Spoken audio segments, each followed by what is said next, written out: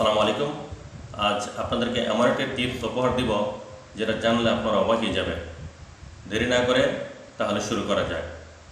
প্রথমত আমরা যারা অনেকে হাইপার টেনশন, মাথার যন্ত্রণা, অনেকে কানের ভিতরে শিরশির করে, নাকের পলিপাসের সমস্যা, ঘুমের যন্ত্রণা, এটা নিয়ে আজকে একটা ঘরোয়া টিপস বানানো হয়েছে।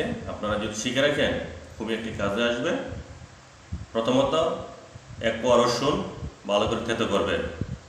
অল্প পরিমাণ সরিষার তেল নিয়ে একটা স্টিলের চামচে একটু গরম করে নেবেন।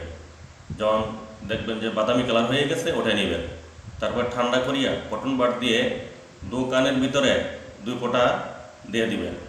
তারপরে নাভির মধ্যে 1 থেকে 2 ফোঁটা দিয়ে দিবেন।